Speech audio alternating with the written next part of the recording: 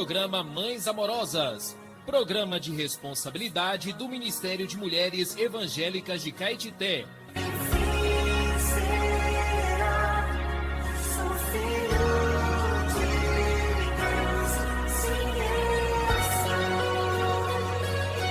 Queridas irmãs em Cristo, está iniciando o programa Mães Amorosas, o Ministério de Mulheres da Igreja em Caetité. Este programa é feito com muito amor e carinho, especialmente para você. Bom dia, queridas ouvintes, amadas irmãs, graças ao Senhor. Estamos aqui novamente, mais um dia, para compartilhar com vocês a pura palavra de Deus, iniciando o programa com Provérbios, palavras de sabedoria, 6 de março. O provérbio de hoje diz assim: o temor do Senhor prolonga os dias da vida, mas os anos dos perversos serão abreviados. A esperança do justo é alegria, mas a expectação dos perversos perecerá. Provérbios 10, 27 e 28. Temos como título Temor e Alegria. O temor do Senhor não é propriamente medo, é um sentimento de respeito profundo ou reverência a Deus. Quem tem temor vive mais, pois procura viver segundo a palavra de Deus a fim de agradá-lo. O rei Josafá disse aos juízes: agora, pois, seja o temor do Senhor convosco. Tomai cuidado e fazei-o, porque não há no Senhor, nosso Deus, injustiça, nem parcialidade, nem aceita ele suborno. Assim andai no temor do Senhor com fidelidade e inteireza de coração. Segundo Crônicas 19, 7 a 9. Eis uma boa definição. O temor do Senhor consiste em aborrecer o mal, a sabedoria, a arrogância, o mau caminho e a boca perversa. Provérbios 8:13. E quem vive na presença de Deus vive alegre. Tu me farás ver os caminhos da vida. Na tua presença há plenitude de alegria, na tua destra delícias perpetuamente. Salmos 16:11. E a alegria faz parte do fruto do Espírito, amor, alegria, paz, que está em Gálatas 5:22. Conclusão. Por um lado, devemos viver no temor de Deus e, por outro, devemos viver na presença de Deus, isto é, viver no Espírito, seja em casa, no trabalho ou nas reuniões da igreja. Assim viveremos sempre alegres, com entusiasmo, a ponto de contagiar com a presença de Deus as pessoas que estão à nossa volta. Amém. Graças a Deus, que provérbio e que reflexão maravilhosa. Temor e alegria. Quem teme a Deus vive alegre. Amanhã prosseguiremos com mais uma leitura bíblica e com mais provérbios, palavras de sabedoria. Bom dia.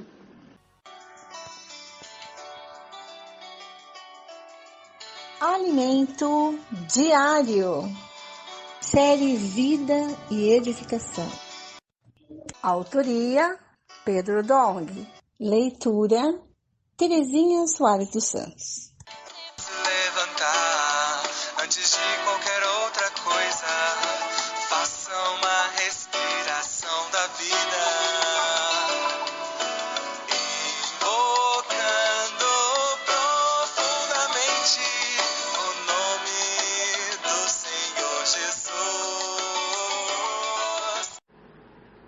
Bom dia a todos os ouvintes, cumprimento a todos com a graça e a paz do Senhor Jesus. Daremos início a mais uma leitura do alimento diário. Vamos ver os versículos para a leitura bíblica que está em Isaías 53, 1 e 2, Mateus 3, versículos 2 ao 7, João capítulo 1, versículos 30 ao 31. Eu, de fato, vi e tenho testificado que ele é o Filho de Deus. João capítulo 1, versículo 34. O tema da mensagem de hoje é o batismo de Jesus. Em sua primeira vinda, Jesus não veio como os líderes judeus esperavam. Eles acreditavam que Deus mandaria o Messias de uma forma pomposa, da maneira como os religiosos esperavam a chegada de um grande líder. Entretanto, Deus enviou Jesus de uma forma muito humilde, contrariando o que imaginavam. Conforme descrito por Isaías, a aparência de Jesus era como a raiz de uma terra seca. Aquele retrato de um homem bonito, loiro, ó Senhor Jesus, de olhos azuis, não representa a forma como Deus enviou seu Filho à terra. Ele veio sem aparência atraente, sem beleza, sem formosura alguma. Isaías 53, versículos 1 e 2. Quando olharmos para as pessoas à nossa volta, todas têm beleza, mas em Jesus não havia nenhuma beleza que agradasse. Por isso a aparência dele já era um teste para João Batista. Nos versículos seguintes lemos: era desprezado e o mais rejeitado entre os homens, homem de dores e que sabe o que é padecer, e como um de quem os homens esconderam o rosto, era desprezado e dele não fizemos caso. Certamente ele tomou sobre si as nossas enfermidades e as nossas dores levou sobre si, e nós o reputávamos por aflito, ferido de Deus e oprimido. Mas ele foi traspassado pelas nossas transgressões e moído pelas nossas iniquidades. O castigo que nos traz a paz estava sobre ele, e pelas suas pisaduras fomos sarados. Todos nós andávamos desgarrados como ovelhas, cada um se desviava pelo caminho, mas o Senhor fez cair sobre ele a iniquidade de nós todos. Ele foi oprimido e humilhado, mas não abriu a boca. Como cordeiro foi levado ao matadouro, e como ovelha muda perante os seus tosquiadores, ele não abriu a boca. Por juízo opressor foi arrebatado, e de uma linhagem, quem dela cogitou? Porquanto foi cortado da terra dos viventes, por causa da transgressão do meu povo, ele foi ferido. Designaram-lhe a sepultura com os perversos, mas com o rico esteve na sua morte, posto que nunca fez injustiça, nem dolo algum saiu da sua boca. Todavia, ao Senhor agradou moê-lo, fazendo-o enfermar. Quando der ele a sua alma como oferta pelo pecado, verá a sua posteridade e prolongará os seus dias. E a vontade do Senhor prosperará nas suas mãos. Ele verá o fruto do penoso trabalho de sua alma e ficará satisfeito. O seu servo, o justo, com o seu conhecimento, justificará a muitos, porque a iniquidade deles levará sobre si. Por isso, lhe darei muitos como a sua parte, e com os poderosos repartirá ele o despojo. Porquanto derramou a sua alma na morte, foi contado com os transgressores, contudo levou sobre si o pecado de muitos e pelos transgressores intercedeu. Está em Isaías 53, versículos 3 ao 12. Ninguém deu importância ao valor a ele, ou valor a ele.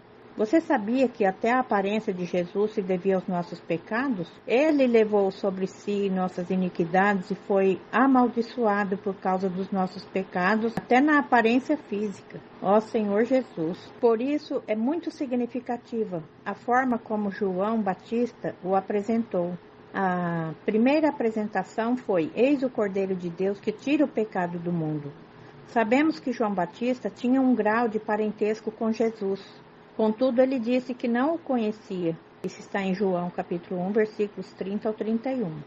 Embora seja difícil compreender como isso seria possível, cremos que provavelmente eles apenas se haviam encontrado quando crianças. Então, João Batista não sabia quem era Jesus, não conhecia a sua aparência. É possível que a aparência de Jesus, sem beleza alguma, fosse um teste para ele. Tal aparência já era, pois por si só, um grande teste para qualquer pessoa. João Batista explicava aos judeus a razão do batismo com água para arrependimento. Era para que Jesus fosse manifestado a Israel. Ele fez algo fora da caixa, absolutamente fora do convencional. Desde o ventre materno, João era diferenciado, cheio do Espírito. Como sacerdote, ele poderia desfrutar de todas as regalias de sua função dentro do templo. Contudo, não usufruiu desses privilégios. Ele tinha comida e vestimenta de graça e, como sacerdote, seu sustento estava garantido por toda a vida. Entretanto, cheio do Espírito, buscou fazer algo que chamasse a atenção de todos. Em vez de ficar no templo, João Batista foi para o deserto, sem vestes sacerdotais, vestindo apenas peles de camelo. Ele não comia a comida fina dos sacerdotes, mas sim gafanhotos e mel silvestre. Senhor Jesus. Então ele não comia comida fina de sacerdotes, mas gafanhotos, mel silvestre. Seu discurso era: arrependei-vos, porque está próximo o reino dos céus. E dizia aos fariseus: raça de víboras, quem vos induziu a fugir da ira vindoura? Mateus 3, versículos 2 ao 7. Sua conduta, fora do tradicional, chamava atenção para sua pregação sobre o arrependimento. Ele era muito ousado e assim preparava o coração do povo para receber Jesus. No Evangelho de João lemos: e João testemunhou dizendo: viu o Espírito descer do céu como pomba sobre ele. Sim, ó Senhor Jesus. Conheci aquele, porém, que me enviou a batizar com água, me disse: aquele sobre quem vires descer e pousar sobre o Espírito, esse é o que batiza com o Espírito Santo. Pois eu de fato vi e tenho testificado que ele é o Filho de Deus. João 1, 32, 34. É importante perceber que naquele momento Jesus ainda não tinha discípulos e estava sozinho em meio à multidão que fazia fila para ser batizada por João Batista. Deus havia avisado João Batista sobre como ele poderia reconhecer Jesus, aquele sobre quem ele visse o Espírito pousar quando o batizasse. João estava batizando e de repente surgiu um homem que não tinha nenhuma beleza, nem porte de alguém importante, mas se parecia com alguém que Deus pudesse ter enviado para a terra. E como identificar que ele era o Cristo? João Batista teria de ver o Espírito descer sobre ele como uma pomba. O Espírito Santo é invisível, mas naquele momento João Batista o viu descer em forma de pomba. Com isso, deu testemunho de que quem ele estava batizando era Jesus, aquele que batizaria com o Espírito Santo. João foi testemunha naquele momento de que Jesus estava sendo ungido por Deus para iniciar seu ministério com o enviado de Deus, o Cristo. Escreva a frase que mais tocou o seu coração e ore de acordo com o conteúdo destacado acima. Essa é a porção que o Senhor tem preparado para nós nesse dia. Despeço de todos com a graça e a paz de nosso Senhor Salvador Jesus Cristo. E amanhã, se o Senhor permitir, estaremos de volta com mais uma porção da palavra. Jesus é o Senhor. Amém?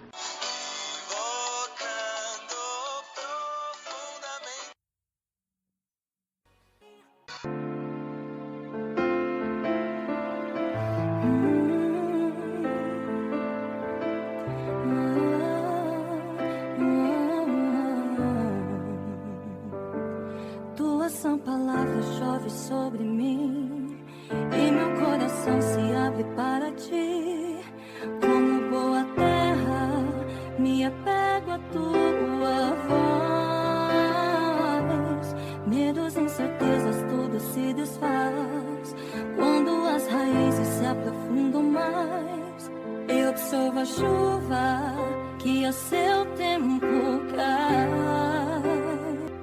Número 6, versículo 1. Disse o Senhor a Moisés: fala aos filhos de Israel e diz-lhes: quando alguém, seja homem, seja mulher, fizer voto especial, o voto de Nazireu, a fim de consagrar-se para o Senhor, abster-se-á de vinho e de bebida forte. Não beberá vinagre de vinho, nem vinagre de bebida forte, nem tomará beberagens de uvas, nem comerá uvas frescas, nem secas. Todos os dias do seu nazireado não comerá de coisa alguma que se faz da vinha, desde as sementes até as castas. Todos os dias do seu voto de nazireado não passará navalha pela cabeça. até que se cumpram os dias para os quais se consagrou ao Senhor, santo será, deixando crescer livremente a cabeleira.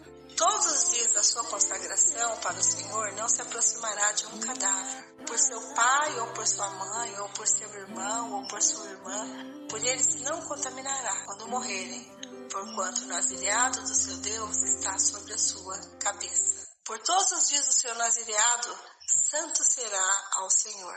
Ao 8º dia trará 2 rolas ou 2 pombinhos ao sacerdote, à porta da tenda da congregação. O sacerdote oferecerá um como oferta pelo pecado e o outro para o holocausto e fará expiação por ele, visto que pecou relativamente ao morto, assim naquele mesmo dia consagrará a sua cabeça. Então consagrará os dias do seu nazireado ao Senhor, e para a oferta pela culpa trará um cordeiro de 1 ano, os dias antecedentes serão perdidos, porquanto o seu nazireado foi contaminado. Esta é a lei do nazireu: no dia em que se cumprirem os dias do seu nazireado, será trazido à porta da tenda da congregação.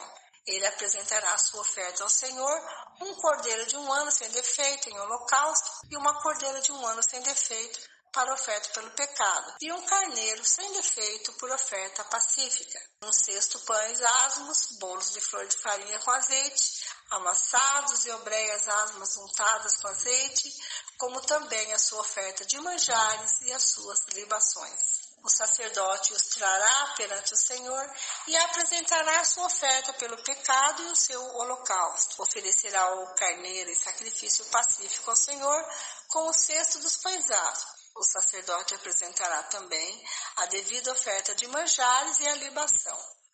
O nazireu, à porta da tenda da congregação, rapará a cabeleira do seu nazireado e tomá-la-á e o porá sobre o fogo que está debaixo do sacrifício pacífico. Depois o sacerdote tomará a espádua cozida no carneiro e um bolo asmo do cesto e uma obreia asma e os porá nas mãos do nazireu. Depois de haver este rapado a cabeleira do seu nazireado, o sacerdote moverá em oferta movida perante o Senhor, isto é, santo para o sacerdote, juntando com o peito da oferta movida e com a coxa da oferta. Depois disso, o nazireu pode beber vinho. Esta é a lei do nazireu que fizer voto, e a sua oferta ao Senhor será segundo o seu nazireado, afora o que as suas posses lhe permitirem, segundo o voto que fizer, assim fará conforme a lei do seu nazireado. Disse o Senhor a Moisés: fala a Arão e a seus filhos, dizendo: assim abençoareis os filhos de Israel, e dir-lhe-eis: o Senhor te abençoe e te guarde. O Senhor faça resplandecer o rosto sobre ti e tenha misericórdia de ti. O Senhor sobre ti levante o rosto e te dê a paz. Assim porão o meu nome sobre os filhos de Israel, e eu os abençoarei. Então, essa é a palavra para quem faz o voto de nazireu, né?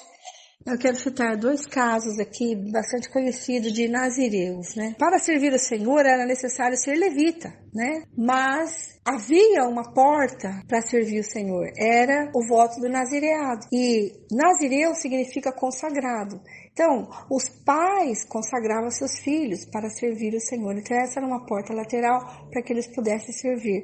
Nós conhecemos aqui Sansão, né? Que os pais consagraram ele. E também Samuel, é bastante conhecido também. Que é essa história de Ana, né? Que consagrou seu filho para o Senhor. Ele não era levita, né? Mas serviu o Senhor por toda a sua vida. Como no voto, através do voto do nazireado.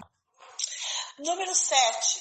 No dia em que Moisés acabou de levantar o tabernáculo e o ungiu e o consagrou, e todos os seus utensílios, como o altar e todos os seus pertences.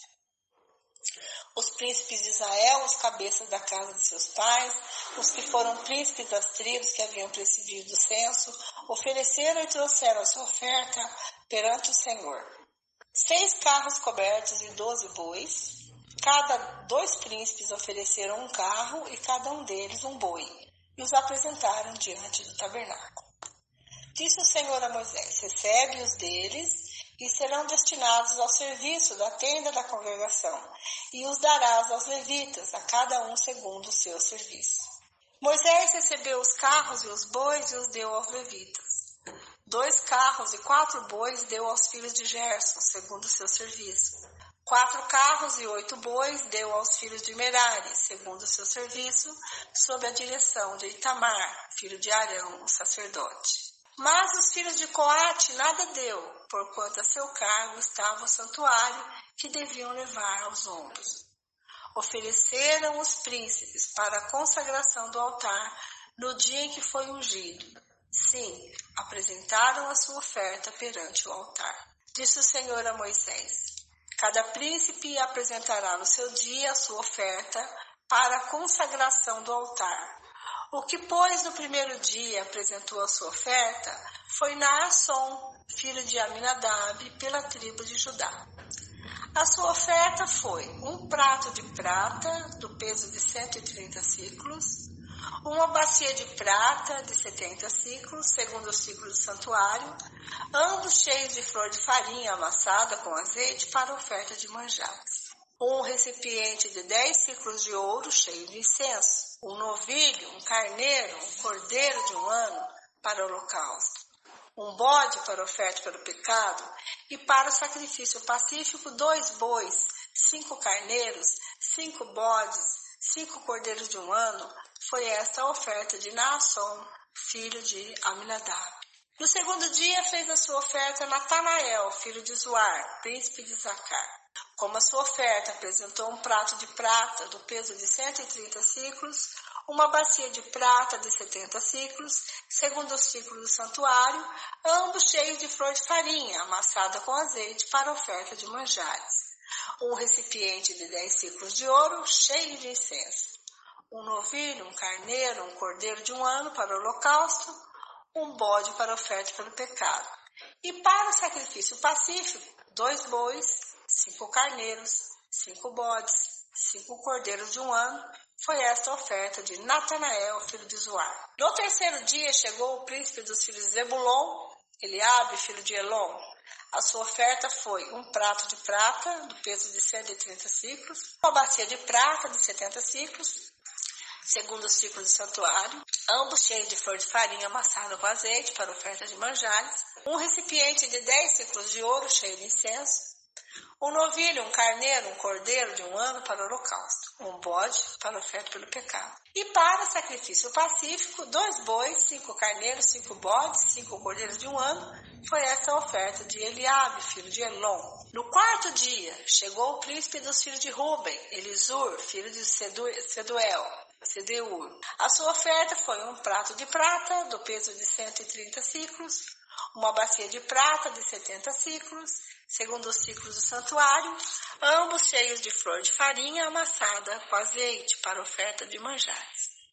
Um recipiente de 10 ciclos de ouro cheio de incenso, um novilho, um carneiro, um cordeiro de um ano para o holocausto, um bode para oferta pelo pecado.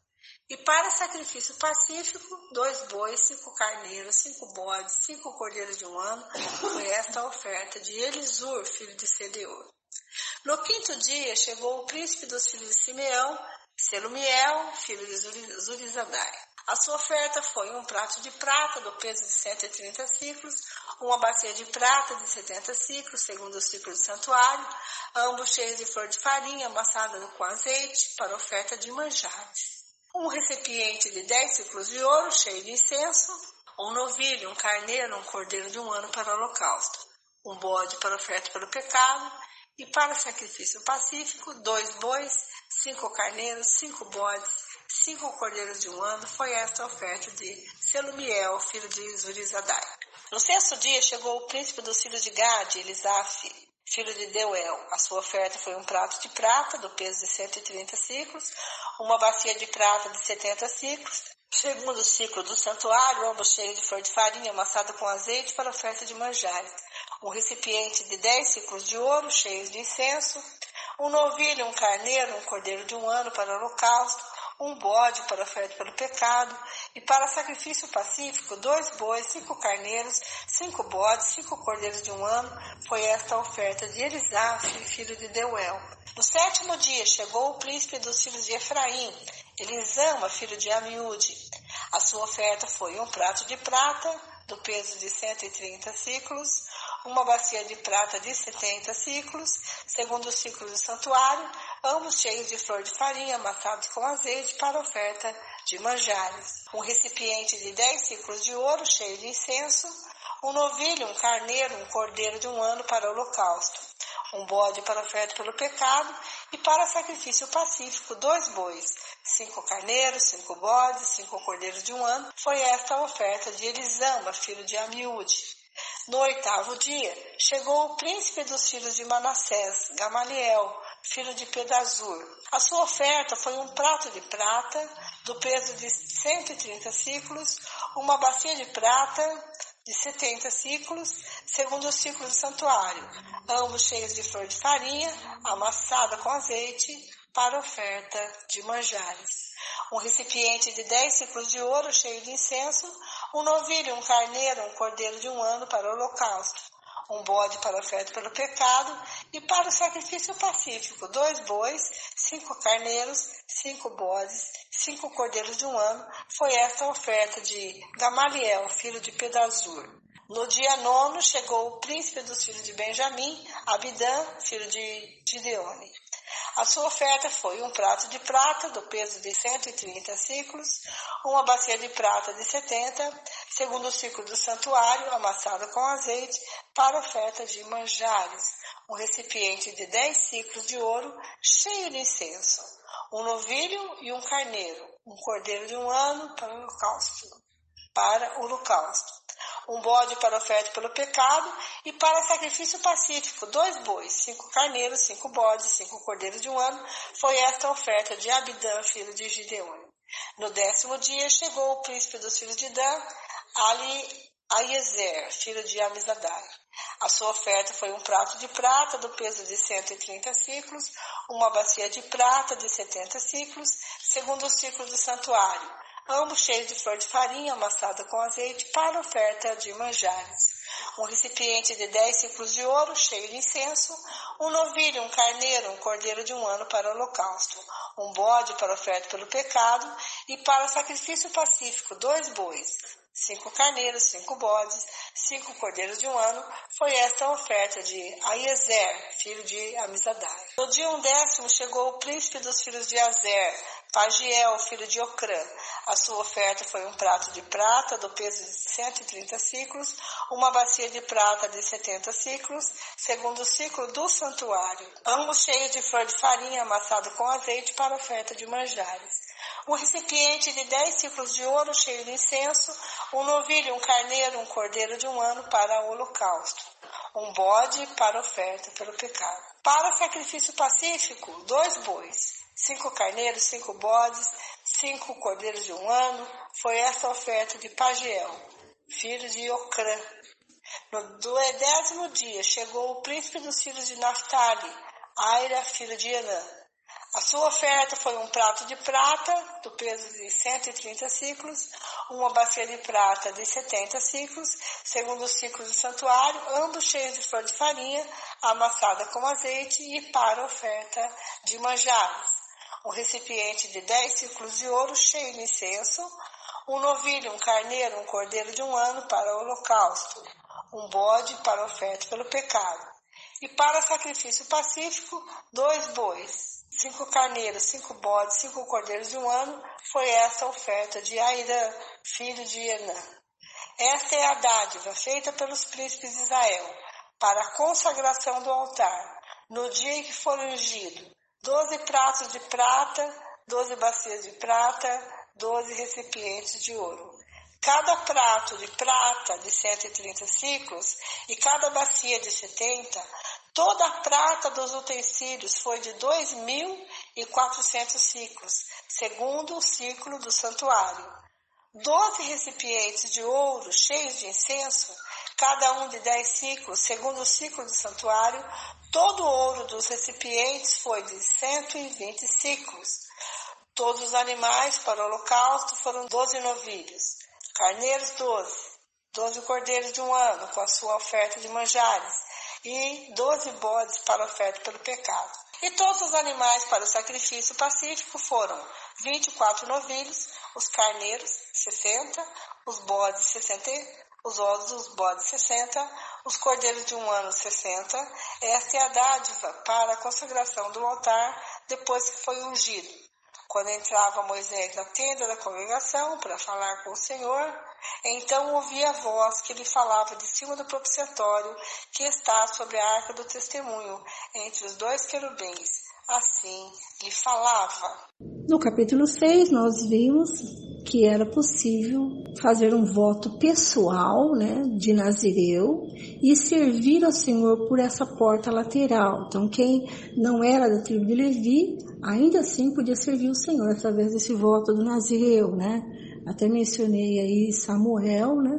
E também Sansão, né? Esses são os mais conhecidos, mas podia ser tanto homem como mulher fazer esse voto aí. Então, no capítulo 6, nós vimos a consagração pessoal, individual. Agora nós vamos ver no capítulo 7 a consagração do tabernáculo e do altar. Então, o povo de Israel, nós vimos que ele servia a Deus em 2 aspectos, né? Deus precisava de um exército e esse exército era formado pelas 12 tribos de Israel.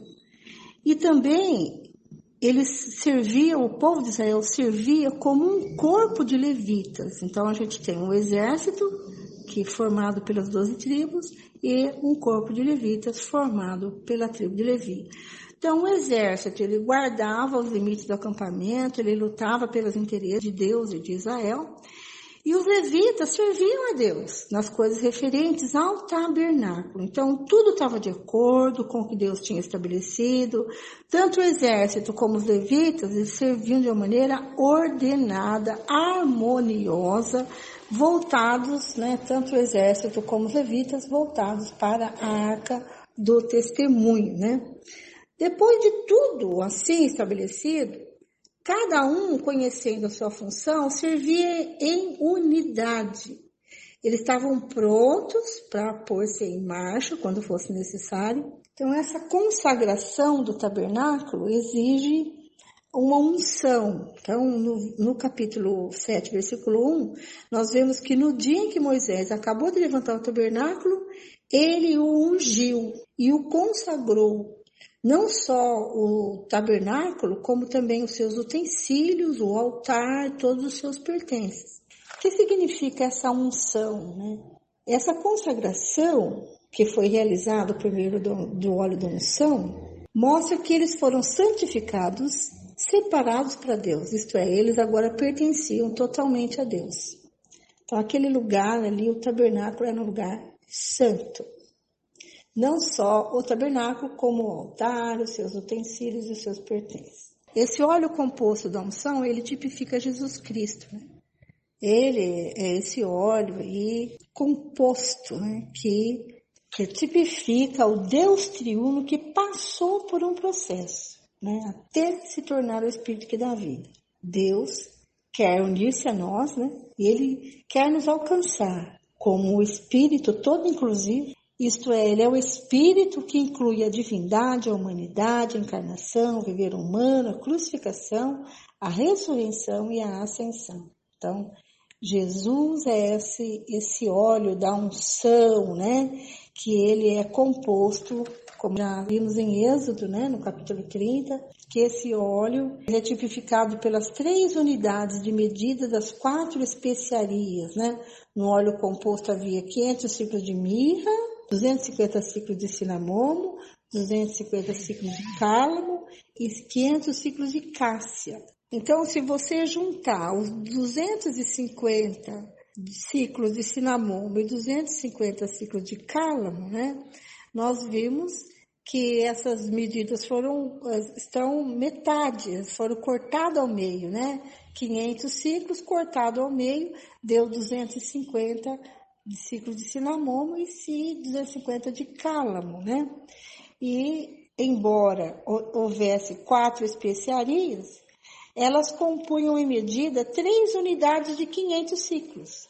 Então, a primeira unidade é os 500 ciclos de mirra, contudo, a segunda unidade de 500 ciclos está dividida pela metade, né? 250 mais 250, e a terceira unidade é os 500 ciclos de caça. Então, note que segunda unidade do meio, ela que foi repartida em duas partes. Então, isso se refere à segunda pessoa do Deus triuno. O Filho foi partido, né? O Filho foi crucificado. Então, entre o santo lugar e o santo dos santos, havia 4 colunas. Mas essas 4 colunas formavam 3 entradas, não é isso? Sobre essas colunas havia um véu, e no momento da morte de Cristo, esse véu do santuário partiu-se ao meio, de alto a baixo, abrindo assim uma entrada para o Santo dos Santos, como a gente vê em Lucas, né? Capítulo 23, 45. Depois de ungir o tabernáculo com esse óleo da unção, então vemos que os príncipes cooperam para o mover de Deus, né? Então, após a unção do tabernáculo, o exército já havia sido formado, o serviço levítico já estava estabelecido, o tabernáculo estava levantado e ungido. Então, tudo estava entregue a Deus e unido a Ele pela unção. Então, agora, finalmente, o mover de Deus podia ter início. Então, nesse ponto, uma figura muito bela é mostrada para a gente, né? Os príncipes de Israel trazendo as ofertas materiais ao Senhor com uma demonstração, né, de que eles cooperavam com o mover de Deus. Então, eles trouxeram carros de bois para auxiliar os levitas no transporte dos materiais. E eles pensaram em tudo, né? Eles trouxeram os carros de boi para auxiliar os levitas no transporte dos materiais do tabernáculo, transportar os utensílios para o serviço dos sacerdotes e também transportar muitas ofertas de animais, né? Então, eles viam a necessidade desses carros de boi, então já se prontificaram a ofertá-los, né? Então, hoje, isso significa que nós também, né, que seguimos o mover atual de perto, né, cooperamos voluntariamente com o mover de Deus nessa terra, né? Nós estamos aí servindo o Senhor, todos os príncipes das tribos cooperavam com Moisés. Então, hoje não é diferente, né? Nós vemos que os príncipes foram bem generosos em ofertar, né? Eles lembraram de muitos detalhes, né? Da bacia de prata para colocar o sangue, né, do animal sacrificado, ele não ia ser colocado em qualquer lugar. Então, tinha que ter uma bacia de prata para isso. Então, e além dos utensílios que iam ser usados, eles também ofereceram os animais para o sacrifício. Então, cada dia era a vez de uma tribo trazer a sua oferta, né? Então, na verdade, aqueles animais sacrificados representavam a oferta deles mesmos ao Senhor, né? Assim, dia após dia, por 12 dias consecutivos, todas as tribos se consagraram a Deus, né? Então, todos servindo, cada dia uma ofertava, consagrava, né? Então, todos os dias o povo de Israel se consagrava ao Senhor, né? Para o holocausto, eles ofertaram um novilho, um carneiro, um cordeiro de 1 ano. Para a oferta pelo pecado, deram um bode. Para o sacrifício pacífico foram 2 bois, 5 carneiros, 5 bodes, 5 cordeiros de 1 ano. Ao contrário da oferta pelo pecado, no qual apenas o sacerdote tinha parte, a oferta pacífica era para o desfrute do povo de Israel, do ofertante, do sacerdote e também de Deus. Então é por isso que havia necessidade de tantos animais para a oferta pacífica. E finalmente eles ofertaram também os ingredientes da oferta de manjares, que eram a flor de farinha amassada com azeite, né? E após essa consagração do tabernáculo, o que aconteceu? A glória de Deus encheu o tabernáculo. Moisés, então, podia ouvir, né, a voz de Deus ali, e era ali que Moisés consultava o Senhor sobre os casos especiais, né, que ocorriam entre o povo de Israel. Moisés falava face a face, né, com Deus, e levando o povo até Deus. E hoje nós podemos também falar face a face com o Senhor, né? Porque Jesus Cristo é o nosso intermediário, né? Entre Deus e nós. Todo momento nós podemos ter comunhão com Cristo, né? No Santo dos Santos, né? Que é o nosso Espírito, e falar com o Senhor face a face, ter comunhão com Ele todo o tempo. Amém?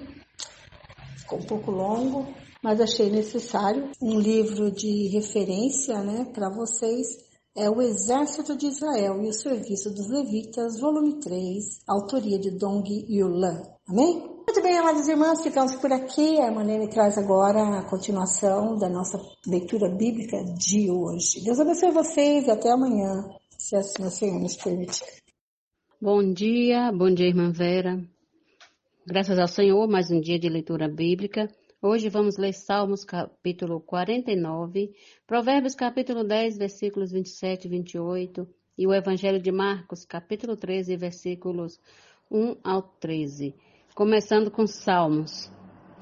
A vaidade das riquezas, ao mestre de canto, salmo dos filhos de Corá. Povos todos, escutem isto, deem ouvidos todos os moradores da terra, tanto os humildes como os poderosos, todos juntamente, os ricos e os pobres. Os meus lábios falarão sabedoria e o meu coração terá pensamentos profundos. Inclinarei os meus ouvidos a uma parábola, decifrarei o meu enigma ao som da harpa.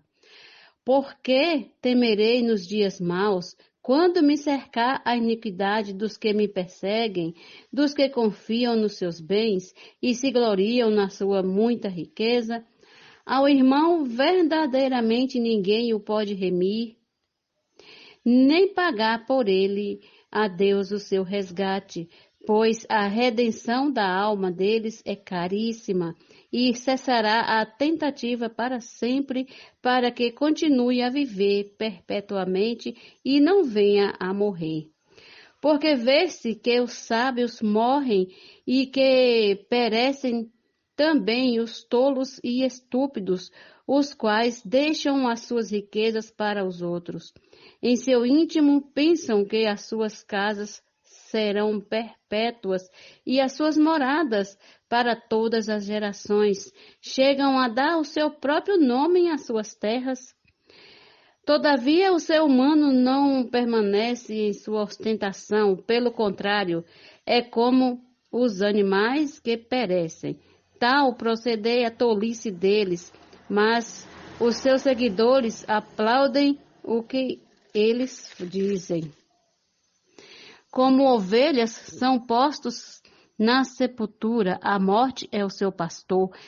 Eles descem diretamente para a cova, onde a sua formosura se consome. O mundo dos mortos é o lugar em que habitam. Mas Deus remirá a minha alma do poder da morte, pois ele me tomará para si. Não tenha medo quando alguém enriquecer, quando aumentar a glória de sua casa, pois quando morrer, nada levará consigo, a sua glória não o acompanhará. Ainda que durante a vida ele tenha se lisonjeado, e ainda que o louvem quando faz o bem a si mesmo, irá juntar-se geração de seus pais, os quais já não verão a luz. O ser humano revestido de honrarias, mas sem entendimento, é como os animais que perecem. Agora vamos ler os Provérbios, capítulo 10, versículos 27 e 28. O temor do Senhor prolonga os dias da vida, mas o tempo dos ímpios será abreviado. 28. A esperança dos justos é alegria, mas a expectativa dos ímpios perecerá. Agora vamos ler o Evangelho de Marcos, capítulo 13, do 1 ao 13. O sermão profético à destruição do templo. Quando Jesus estava saindo do templo, um dos seus discípulos lhe disse: Mestre, que pedras, que construções! Mas Jesus respondeu: Você está vendo essas grandes construções? Não ficará aqui pedra sobre pedra que não seja derrubada. O princípio das dores. Jesus estava sentado no Monte das Oliveiras, diante do templo, quando Pedro, Tiago, João e André lhe perguntaram em particular: Diga-nos quando essas coisas vão acontecer e qual sinal haverá quando todas elas estiverem para se cumprir. Então Jesus começou a dizer-lhes: Tenham cuidado para que ninguém os engane. Muitos virão em meu nome, dizendo, sou eu, e enganarão a muitos. Quando vocês ouvirem falar de guerras e rumores de guerras, não se assustem. É necessário que isto aconteça, mas ainda não é o fim. Porque nação se levantará contra nação e reino contra reino. Haverá terremotos em vários lugares e também fomes. Essas coisas são o princípio das dores. Estejam de sobreaviso, porque as pessoas os entregarão aos tribunais e às sinagogas. Vocês serão açoitados e por minha causa serão levados à presença de governadores e reis para lhes servir de testemunho. Mas é necessário que primeiro o evangelho seja pregado a todas as nações. Quando, pois, levarem vocês para os entregar, não se preocupem com o que irão dizer, mas digam o que lhes for concedido naquela hora, porque não são vocês que estão falando, mas o Espírito Santo. O irmão entregará à morte outro irmão, e o pai entregará o filho. Haverá filhos que se levantarão contra os seus pais e os matarão. Todos odiarão vocês por causa do meu nome. Aquele, porém, que ficar firme até o fim, esse será salvo. Amém. Bom dia. Até amanhã com mais a leitura bíblica. Fiquem na paz. A paz que vem do nosso Senhor Jesus. Este é o quadro Em Tudo Uma Lição. Sempre existe algo que podemos aprender com Taíka Saleb. Cura-me, Senhor, e serei curado. Título de hoje: Libertos da boca do leão. Recebam com carinho, Taíka Saleb. Em 1 Pedro 5,8 lemos: Estejam alertas e vigiem. O diabo, o inimigo de vocês, anda ao redor como um leão, rugindo e procurando a quem possa devorar. O diabo tem ou não rodeado você?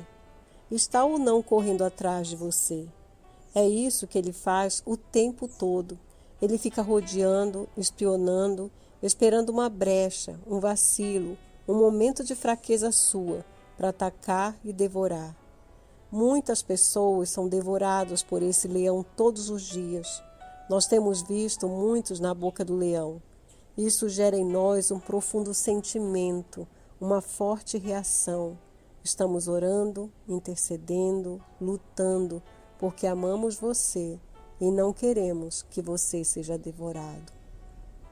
Oh, Senhor Jesus, não queremos ignorar os desígnios do teu inimigo. Realmente ele faz tudo para nos devorar, mas o Senhor também fez tudo para nos salvar. E eu escolho a Ti, Senhor. Escolho, Senhor, Te seguir. Obrigada, Senhor, porque o Senhor nos dá essa opção de sermos salvos pela Tua vida. Ó Senhor Jesus. Esse texto foi extraído do livro Cura-me, Senhor, e serei curado.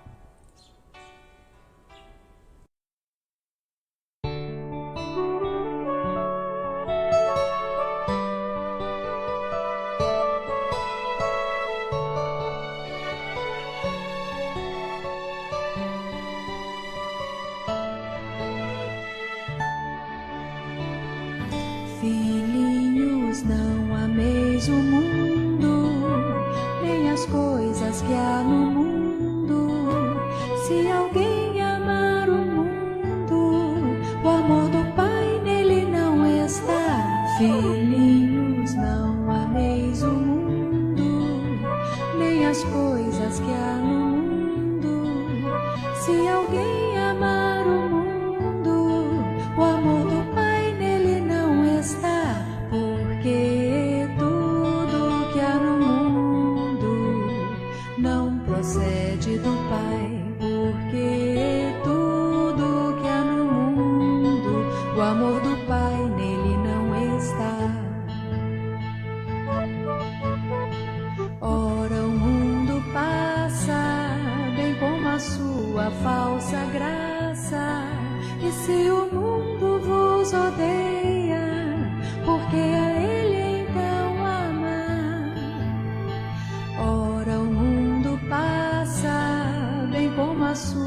falsa graça.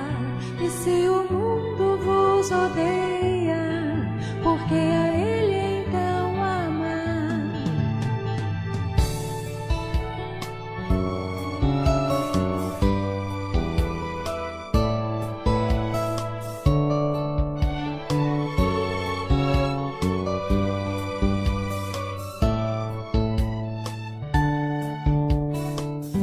Filhinhos, não ameis o mundo, nem as coisas que há no mundo. Se alguém amar o mundo, o amor do Pai nele não está. Filhinhos, não ameis o mundo, nem as coisas que há no mundo. Se alguém amar o mundo, o amor do Pai nele não está. Porque tudo que há no mundo não procede do Pai. Porque tudo que há no mundo, o amor do Pai nele não está. Ora, o mundo passa, bem como a sua falsa graça. E se o mundo vos odeia, porque a Ele então ama. Ora, o mundo passa, bem como a sua falsa graça. E se o mundo